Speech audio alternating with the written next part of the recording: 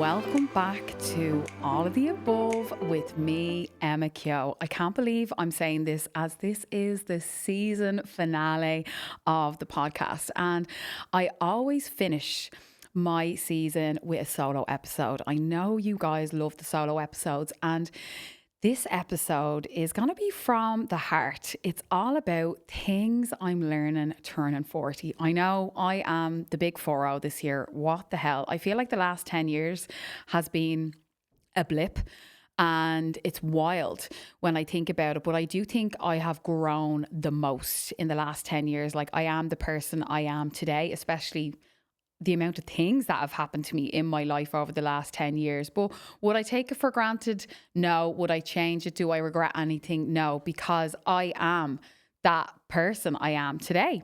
So I'm going to turn my phone on silent. Actually, I have here. So turning 40 and just thinking about a reflection, I was like, okay, where I thought I would have been by now. And being honest, this kind of hit home for me because when I was 30, I was at a place where I was saving for a house. I was in a long-term relationship, as you know, before.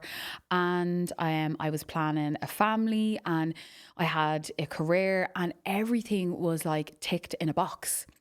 And I was like, this is what my life is supposed to be. On to the next, tick that box, you know. And I think looking back now, I honestly thought I would have been married by now. I thought I would have had children by now, in a house, my day to day, my career, going on your family holidays, everything like that. And I would have thought I would have had all that. Now, I did have that. This is the thing. I had, the partner, I had the house, I was planning a family, and all that then went. But now I actually realised that plan wasn't for me right then. And it's like the last few years, 6 years that's been since all that happened, I've been in a process, you'd nearly say you're grieving it all. You're grieving the life that you would have had and what you yearned for and what you're actually going through right now. So I'd say the last few years I've been grieving a lot of that on top of like healing. And I only said to the lads here, actually, I was like, I'm actually done healing. I'm actually healing from the healing, and I'm so done with it. Like, girls and guys, I'm absolutely wrecked from the healing. And it's like I'm moving into a new chapter now of, right, who is Emma? And what does she look like in this next chapter, turning 40? And what version of me do I want to be? And thinking about it, like, it's like I'm anxious about like turning 40 as well. I'm like waiting on a mental breakdown to happen. And then I'm spinning loads of plates in the air. I'm like, do I need to go back to work because I'm self-employed?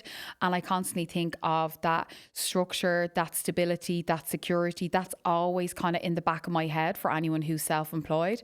But at the same time, I really enjoy the mix of being self-employed, and I'm so grateful for the opportunities that have came my way, like amazing opportunities, and even this podcast as well, to be able to talk to you and be in your ears and give my own expertise about it as well.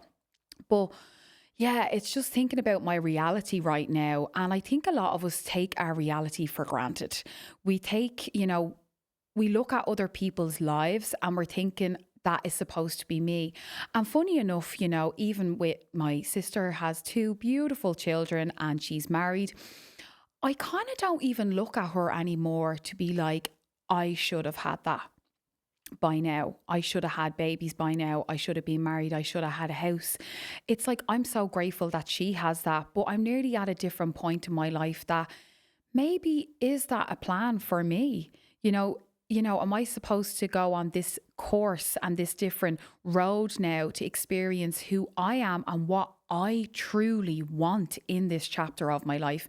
Yes, I'd like a child, but is that meant to be? I know that I don't want say like a child on my own before I got into a relationship with my boyfriend, even my friends would have said to me, "Oh, would you do it on your own?" And I just said, "No, I wouldn't do it on my own. That's something I don't want." But even that as well, I had to ask myself all those questions, because you see people out there, they're having babies by themselves with donors. And I think it's amazing. It's so inspiring. It's so empowering.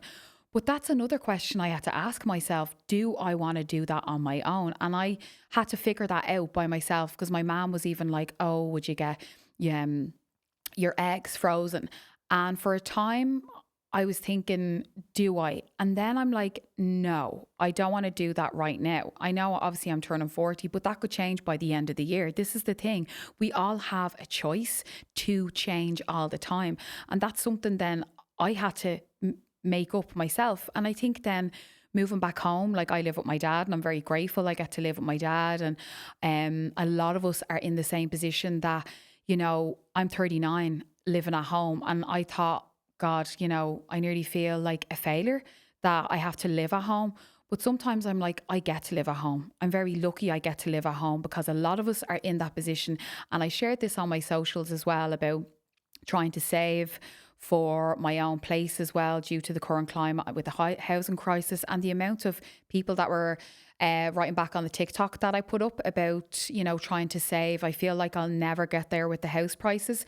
A lot of people have families and they're living in their mom's bedroom with their children. And, a lot of us either as couples have moved back home or single back home.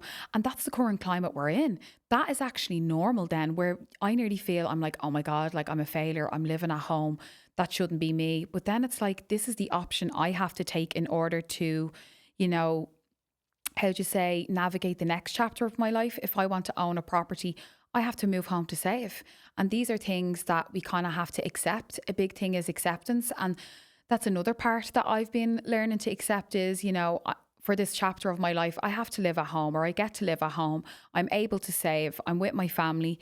And then I'm figuring out what I want. So I'm nearly allowing the last few years to grieve what I should have had, but really accepting all the amazing things that I have right now and the possibilities that I'm able to step into. And then thinking about who I was and who I am today, I think a big factor was like my old mindset. Don't get me wrong, like I always think what I should have had, and you go into that negative mindset of, what it could have been, and then looking at other people. But then you have to think about, okay, what is the life you have right now? And what is the life I have right now? And what has come my way because of the things that have happened in my life? So like amazing things have happened in my life. I was able to set up my Empower Emma brand. I'm doing the Camino this year. I have my social media. I'm doing a fitness festival. I'm doing, a brand trip. I'm doing all these amazing things that I am so grateful for, because I'm just starting to be who I want to be. And I'm starting to kind of let go of the people pleasing and the pressures and the control around what I should be instead of what I could be. And that is a big thing for me, because when I was sitting down writing this last night and writing exactly and reflecting, because I'm so real and honest with you, and want to really be so clear to people from the heart. We think we have to have it all fucking figured out, but we actually don't. Like, we're all winging life, and life is a journey. It's not a destination. Like, we always think when we get there. And I'm at a place where I'm kind of in the messy middle of nearly grieving the person who I was the last few years, and then who I want to be over the next few years. And come here, it's exhausting. It is absolutely exhausting. I'm not going to lie, because I've came to a point where, like, I've started to loosen up a little bit, because when you start holding grip all the time, going, I have to have this together, and constantly having it together, because I was a perfectionist. Like, I want to have everything together, tick the box, have this. It's going to fall. It's all going to fall apart. And in that falling apart, that is where things will all come back together. And I use this analogy. It's like a disco ball, okay? So think of a disco ball, right? A disco ball is basically like a mirror smashed into loads of pieces. But when you put all those pieces back together, it can form a disco ball. And that's where it glimmers, it shines, and like it radiates. So sometimes you kind of need to smash and break in order for you to be that disco ball. And I feel over the last few years, I've really started to come into my own because of all the shit that happened in my life as well. But now it's nearly pre-paving me for the next chapter of my life. And I do feel a lot of you are going to resonate with everything I'm going to say today, because I have a lot of things that I want to just go through about, my core learnings of what has happened over the last 10 years and how it's impacted me and how you can navigate your life over the next while. Because it's just so important, because even little things I was thinking about, how I approached certain things, Emma versus a few years ago to now, because I love control. I absolutely love control. I want to know what's going on, how I can approach it. I want to have the reins. But the last few years, I've had to lose grip, because when you constantly control the things around you, it's going to shatter. It's going to shatter into that, not that disco ball, but that mirror. And then what's going to happen? Yeah, it's probably 7 years bad luck. But the thing is let go, loosen the grip. How I've approached the likes of control as well would be being comfortable with the uncomfortable. So I can't control other people and situations around me. Things are going to happen, but it's how you control your own self. So for me, even doing my mindfulness courses, doing breath work, Reiki, things like that, I have a toolbox now that I can control my inner world. Where yesterday I went to Caroline Foran's book launch, and it literally was so synced up. I nearly was going to have an anxiety attack yesterday. I was shaking like this, and I said, I don't actually want to go to this. I wanted to curl up in a ball. I sat there for a moment, even though I have all the tools to do the things what I want to do, but I was aware of what was happening in my body, going, this is anxiety. I'm not going to let it own me. I'm going to work through it, because anxiety is going to be your biggest teacher. If you keep letting it control you, your body is telling you something. That anxiety, that emotion in you is telling you, is screaming at you to be like, there's something wrong with your body. But no, we keep trucking along. I was that person that got up at 5:30 in the morning, went to the gym, ran around after everybody else, went to work, got a food shop done, went to an event, saw my friends. I had no time for me except in the gym. And my nervous system was like this all the time. But I was like, that's just me. I'm just go, go, go. Where the last few years, I'm learning to slow. Where now I'm at a point, I'm like, ooh, am I a bit too slow? But no, I'm educating myself about my own nervous system and about how I need to regulate myself. And yesterday, I actually went to Caroline's book launch, and I'm delighted I did. I felt that little bit better. Then this morning, I actually had yoga booked, and I ended up cancelling it. I was like, I need to lay in bed. I actually just need to sleep here. And then I got up, I journaled, I had a few deep breaths, and I came back to my body, and I was like, I feel that little bit better. Not all better, but I was able to hone in on myself and control myself this morning, instead of getting up, going to the gym, taking it off the list, getting the 10,000 steps done, that endless list that you're constantly doing all the time, but yet you're running yourself into the ground. So learning to control myself as well, and learning how I approach different things. So first of all, how I've learned to approach dating and relationships. So when I first started dating as well, and I've said this at my first episode on All of the Above, was modern day dating. If you go back to that, I really divulge in how I navigated single life. But my approach was, towards the end, before I met my boyfriend, was I started to let go of expectations and really just focus on myself. As you are dating a stranger, you don't know them, they're coming into your life, and you need to figure out, are they adding value to your life? Whether you're a man or a woman as well, you're like, they're just a stranger, I'm getting to know them, let them show you, because actions speak louder than words. Because when you're online and you're talking to someone and they're giving you the be all and end all, wanting to show you the world, unless they actually prove it in actions, it means jack shit. So I really start to go off what people's actions were. And I would have started to cling to people's words, being like, oh my God, they said that, and they said they like me, and fantasizing, romanticizing about how things could be instead of what they are. I started focusing on what things are. what it is right away. How are they showing up? But the main thing is how I showed up for myself. Because sometimes you can get obsessed with dating and you nearly want that validation of that other person, or you want a bit of company. You really have to sit in your company with yourself and be content with yourself. And I started to really do that. Now I love my company. Even now, the last few days, I've seen my boyfriend, seen my family. And yet last night I realised I actually need my alone time. I need my alone time to sit with myself, to really just have a breather and not be around people for like a day to recharge. It's really important that you learn to do that, even when you're in a relationship, if you're not living together, saying, oh, I actually need a day to myself. Do you know what I mean? You're allowed to talk to them, you're allowed to communicate. That is healthy. That is totally healthy. Like, we need that time to ourselves, because if you don't pour into yourself, you're going to be pouring from an empty cup into all your other relationships. So I really thought that as well. And then I think how I approach even the likes of like my career at the moment, I kind of have a lot of hats on at the moment, as you know. Like, I have my podcast, I have my social media, I do events, I do workshops as well. And it's learning to kind of be uncomfortable with no structure. You kind of have to make structure for yourself, and it's being okay with that. Like, some days I could be at events or I could be at home. I feel like I'm doing nothing because I'm not, trying to get 10 hours work done at my laptop the way I used to when I was working in corporate. Where now I'm learning to really understand the ebb and flow of workload. One week you could be busy, the next week you can't. You really have to understand that, because even the last few days I wasn't that busy and I'm like, I feel like I'm going nowhere. I feel like I'm doing nothing. Where now I'm like, no, Emma, like, you're doing the podcast today. You have a retreat on next week. You're doing like content in between. Like, that's enough. Like, even in my own head, I sometimes feel that's not enough. And I do think a lot of you probably think on looking at me online that you're like, oh my God, she has her shit together.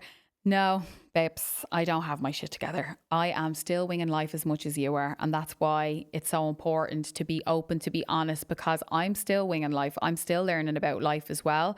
And this is what being a human is about. I have to be real with you. Then next of all is my self-worth. So I actually wouldn't have I thought I had self-worth. But the last few years has really taught me, and I think when I was single, but not even that, I think being self-employed as well, is knowing your worth and knowing what you're capable of in all areas of your life. So whether that's your relationship, whether that is in your family dynamic, whether that's in your career, it can be in all different areas of your life and how you're showing up. It's so important knowing your worth. If you're throwing out a figure to someone, if you're applying for a job, aim high. Write down the things you're really good at as well, and really own it, because you are that person. Because if your best friend was talking about you to other people, they'd be like, oh my God, like, she does this and this and this. But nearly sometimes we can't believe it about ourselves. So it's really learning to absorb all the things that you have done over the years and realize how worthy you are.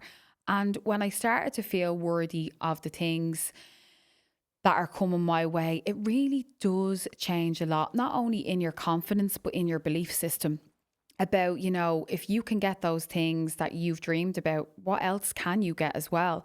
And don't get me wrong, I have days where I'm like, oh my God, like, what's the point? Or, who's going to give that to me? Or should I even do that? Should I go back to work? I'm not going to get that job. I'm not going to get that offer. Like, that's normal. And it is a bit of a scarcity mindset. And sometimes I would suffer with that, which I think it's like totally normal as well. But it's learning that you are enough and you can get anything you want. But it's really getting comfortable with all your skills and writing it down. I'm a firm believer of journaling as well, or even just get a notebook. I do think you need to kind of revisit yourself every single month or every few months and write down really good things about yourself, on how you're going, what you're doing, what you've achieved so far in the year. And I actually did that the other day and I was like, oh my God, I've actually achieved so much this year. But yeah, I feel like I'm going nowhere. Do you get me? I think the world we're living in right now is so fast, and we're seeing it all on social media, that can nearly dilute everything that we're doing right now, because we're constantly comparing ourselves to other people instead of focusing on ourselves, which is so important. So your self-worth is going to stem from your inner self, and really sitting down and asking yourself those questions about, why you want it, how you want it, how you prove that you are feasible for anything, because it is in you. This is the thing. And I think that's really how I've changed so far compared to where I am now with approaching, say, like careers, people, not people pleasing as much. I'm in a bit of a zero fucks era as well because I'm turning 40. But I'm going to tell you now the core learnings, what I've learned. It's 7 clear chapters, okay? So the first one is, which I've just spoke briefly about, is dating and relationships. So you can't force timing, right? So I remember when I was in previous relationships, like you constantly want a timeline of, okay, you see online, you're like, after 2-3 years, they need to put a ring on it. I should be planning a baby right now. I should have a house by now. Says who? Where is the timeline? Where is the manual in that? Do you know, even me, like I said, I want to move out on my dad's as well. Like I want it now. But then I probably need to wait a year or two. Like it's like I'm getting frustrated with my timeline because that's not what 40 should look like. And I think that's so important to be like, your timeline is completely different to somebody else's timeline. And we're getting so caught up with what everyone else has that we're not necessarily focusing on our timeline. Like, don't get me wrong. I actually said this to the lads. I was like, I literally feel like just moving away and just like throwing away all my savings at this point in time. But because I'm frustrated. But at the same time, I know I'm doing things to get me to the next level as well. And even in relationships and dating, we might go on a date with someone 2-3 dates. I'm like, why isn't he saying this? Why isn't she saying this? He should be doing this. She should be doing that. Why are we so fucking obsessed with like what they should be doing? Like you need to kind of cut out timelines. Now it's okay to have a timeline. Obviously, hello, like I'm going on 40. I probably only have a few years to have a child. I know I have a timeline, but at the same time, I can play with that timeline. Do you understand me? Like, do I want to get my eggs frozen? Do I want a child? Is this something I want? Like, these are things that I'm kind of having to ask myself questions with as well, but not put pressure on myself instead of just doing something for the sake of doing something. And I think that's really important when you're thinking of timelines as well. You're not forcing yourself into a timeline that might not be for you. And then even on dating relationships is ignoring the red flags. We've all ignored the red flags. And then we go down a little yellow brick road and we're like, fuck, what is this?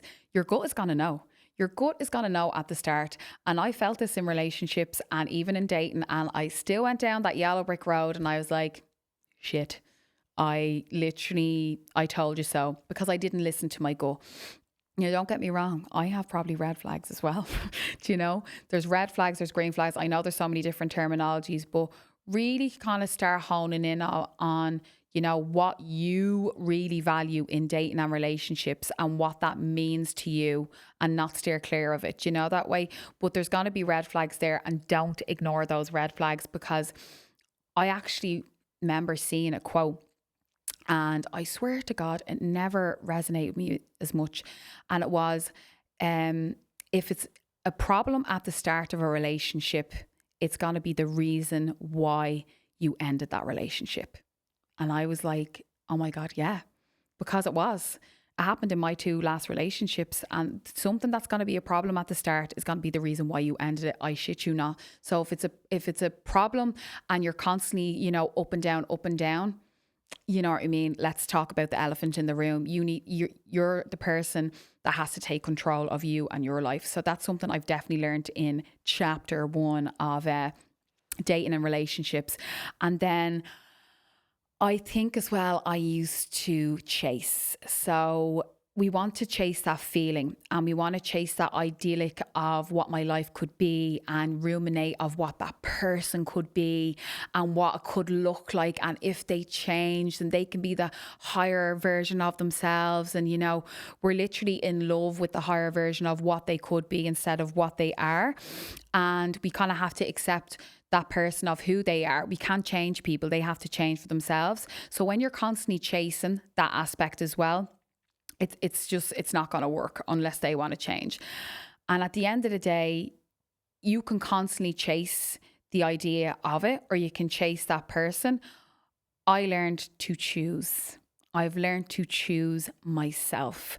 And I think this is why, even in my current relationship, I know, current boyfriend, I think for me at the start and even now, like I choose myself. And obviously, of course, like I'm gonna like choose him and I accommodate him, not accommodate him, but you know what I mean? Like I sound terrible now. But I think it's like I prioritize myself as well. Like I said to you, I've seen him the last few days and I'm like, okay, I actually need my alone time. I have to choose myself to recharge myself back up as well. And even at the start of a relationship, or if you're dating someone, you want to see them all the time, you want to be available. No, no, no, no. You have to choose yourself. Whether you go to the gym, have your girl time, as much as you want to see them and you want to run away, you have to come back to yourself, because the more you choose yourself, I guarantee you, it will teach you so much about yourself in the long run. Chapter 2 is my mental and inner self. So learning to sit with discomfort. I am in discomfort the last few years. I'm not gonna lie. Like I said to you, I'm winging life. I'm like, what the fuck is next? Honestly. And I think it's learning to sit in that messy middle. It could be for a few years, which I've been feeling. It's a few years. But there's so many good things that's in the discomfort for me at the moment. It's constantly sitting in that as well. From a mental and inner self as well, I'm so hard on myself. I think all my family and my friends constantly say to me, I'm probably one of the hardest people that they know. That I'm hard on myself. You might not know that as well, but I would beat myself up over a lot of things. Like, even, have I been to the gym this much? Have I got my steps in? Oh, I ate too much this week, or did I have too many drinks? And do I need to lose weight? I need to set up a better Instagram. Oh, do I need to do more? Like, constantly as well. That's kind of who I have always been.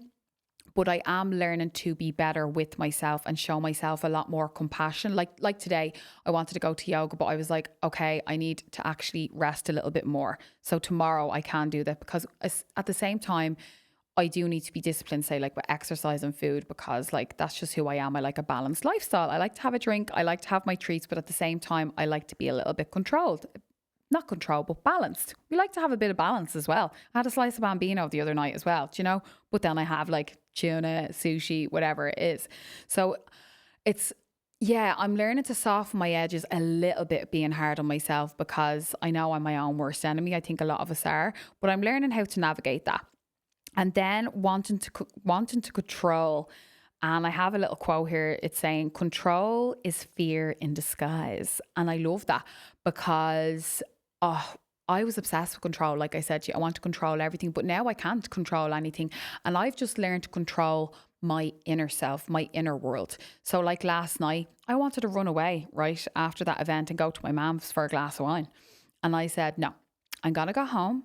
I'm going to have a shower. I'm going to light my candles, some Palo Santo, have a cup of tea, a little yogurt bowl, a little bit of chocolate. And I actually felt so much better. I was choosing myself instead of to run away from myself. I could have chose the discomfort and just like had a glass of wine and just like, put a blanket over that anxiety and that discomfort, okay? Where I actually sat with my discomfort and was like, no, you are aware what you need to do. Let's go into the toolbox. You need alone time. You need your cup of tea, your candles, and you need to set the tone and have a bit of R&R to yourself. And it did. It made me that 10% better. That's the thing. I had to stop running away like the old Emma and choosing everybody else. I had to choose myself and control my inner world, which is so important. Moving on to chapter 3, which is caring less in the right way.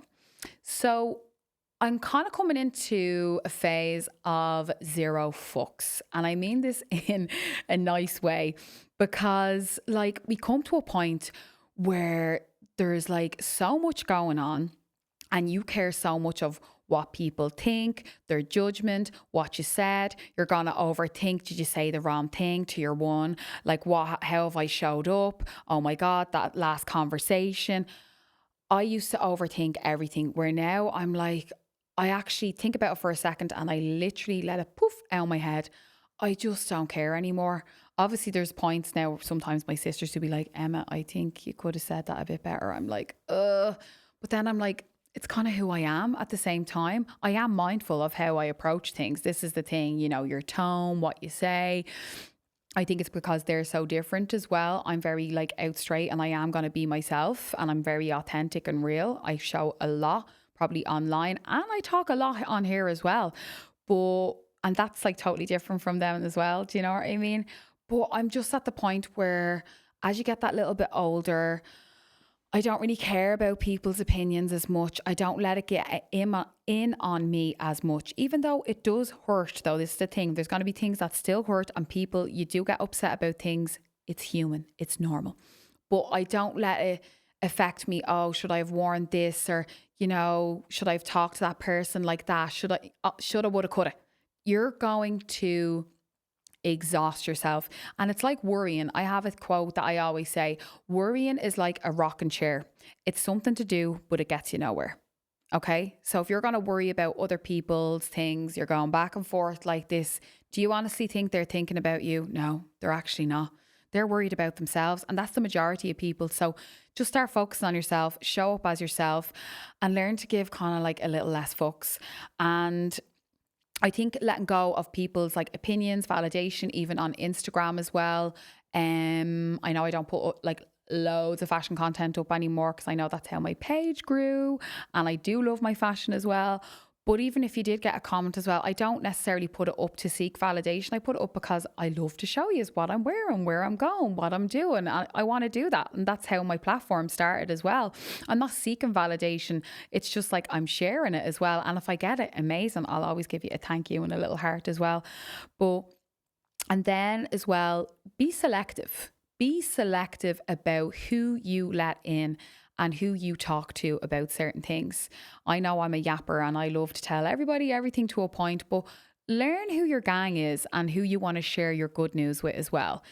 Everybody doesn't need to know your news. You know what I mean? You don't need to tell your family about certain things or your friends about certain things. Everybody doesn't need to know everything. You don't, because then it filters down and it dilutes all the way down. You're diluting your news, you're diluting your energy, you're diluting, all those things, and everybody knows your business. Does everybody need to know your business? No, they don't. Do you know what I mean? But that's something that I've been working on as well, that like I kind of am selective about who I tell what as well. I always tell my mom like most things. And then you don't have a fall back on then going, oh my God, everybody knows my business now and how am I going to go back on that? And then they care, the judgment, the this, that. No, you're actually just going to rack your brain of it as well, literally. Then chapter number 4 is self-worth and identity. I touched on this at the start as well, but I'm actually starting to unlearn who I had to be. And like I said, I've had to go through a big grieving process of the life that I thought I would have had. Family, children. I didn't know I'd be self-employed because I got made redundant years ago, but it's been the best thing to learning who I am and all these amazing opportunities. Bringing this amazing like network that I've created and got to know amazing people in all different industries as well. And, growing my platform, TikTok, Instagram, the podcast, unlearning that, what my life should be instead of what it could be, because that is really hard as well when you're going through a total different identity shift, like which I do feel I'm going through still. I went through it a few years ago. I feel like I'm always going through it. That's being honest. It's learning that you can change who you are, your beliefs, your values all the time. But there will come a shift in your life where you're like, okay, I need to reevaluate who I am, what I stand for, what I really want in life and what my values and how I show up. That is huge for me. And I touched on it on my last solo episode about authenticity.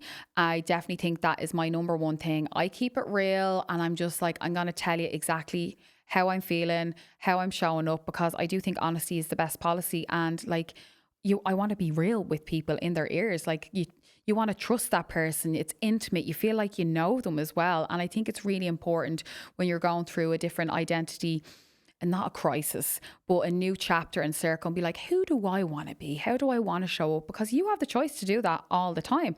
And then I think a big thing is not tying worth to relationships. So I would have tied my worth a little bit to relationships, what I'm worthy of. Could I get that guy? Could I date that guy? They wouldn't look at me because of my weight. My weight would have got in the way, and I always thought I wasn't worthy of certain things over my weight because I'm a curvy girl, things like that. But that really changed for me. I'd say about 4 or 5 years ago, I started to realize my weight is getting in the way of my worth. And I'm worthy of so much because people don't see you for the weight you are. They see you how you radiate and how you show up as a person and what you give out to people, how you walk into a room and how you make them feel. And I think that's something I've really honed in on over the last few years, how I want to make people feel, but how I want to make me feel. Like I want to be my own cheerleader. I want to be my own number one fan. I want to say good things about myself and treat myself really well. And I've really started to do that over the last few years with solo traveling. Even when I bought myself a car, not a new car now, a few years ago, and I saved up. But even when I was buying it, I was like, oh God, like I feel like a lie. Like, why am I buying this? Like, I'm not worthy of this. But then over time, I was like, I saved hard for this car. I am worthy of it. And then when I literally bought that car and leveled up, I was like, I am worthy. So even having my car now, it's like I worked hard and I'm worthy of that. And I feel that now. And I really embody that now, where before for years I was like, oh no, like, do you know what I mean? So buy that car, honestly, because it's going to symbolize something of you and your hard work and what you've done for, because you are worthy of anything. Even if you want like a designer bag, if you go on a holiday by yourself, whatever that thing is that you've been striving for, that you keep putting off, that you don't think is you're worthy of, do it, because you're going to have this like quantum leap and this shift of going, oh my God, when you get that thing, you're going to step into a different timeline and be like, this is a new chapter of me. Because if you're constantly stuck in that lack all the time, you're going to be in that lack. But then when you do the thing and whether you buy the car and you're worthy of it, but you're feeling icky, you're going to shift. And that is when things will start to click, honestly. Then moving on to chapter 5 is judgment of myself and others. So it's kind of similar to the zero fucks, learning to judge less and understand more. So I remember years ago, the way sometimes we can be a bit judgy with people, be like, oh, who does she think she is? Who do you think your man is? Or, look at her, she has this, she has that. I don't really do that anymore, because you don't know what that other person is going through at the moment. You don't know what behind the scenes looks like. On the outside, they look beautiful, aesthetic, have all the best things, but they could be in turmoil at home. They could be going through an illness at home. You don't know exactly. So you cannot judge a book by its cover. You have to literally really, accept that person for who they are and leave all those stories and those little egos that comes in telling you stories, being like, look at her, look at him. No, learn to judge less and actually take people at face value on what they're giving you as well. Learn to understand more of that person and ask questions. How are you? What's going on? Like, you're allowed to be curious about another person as well, because that's where I think the little nuggets and the little sparks really happen with a person, is when you're getting to know that person and be curious and ask questions, like especially in dating as well, but with your friends, with your family, ask those questions like, what's exciting? What's going on? How have you been feeling? Like, learn to judge less, And I think as well as become more aware of yourself when you do judge, not only to other people, but yourself. Like, I'm judging myself at the moment since I'm stepping in, going 40, being like, oh God, should I really be moving out? Should I go back to work? I need to earn more money. Like, oh, my life, I feel, is like all over the shop. I want to run away to Bali and waste all my savings. Hello? I'm judging myself again, like all the time. But I feel that's normal. That is actually a normal. I'm aware of my feelings. I'm aware of my thoughts, because how I'm navigating life right now. And then chapter 6 is motivation versus reality. Okay. I'm not always motivated. You might think I am. I am not. And I think a big thing for me is my motivation has really slipped, especially towards kind of like the gym a bit and eating and my own kind of structured self ever since my nana died last year. I feel part of my soul has gone, and something has really shifted in me towards grief, towards pain, towards like, my own self. Like part of me has just gone, and that motivation has gone, but I kind of know what it is.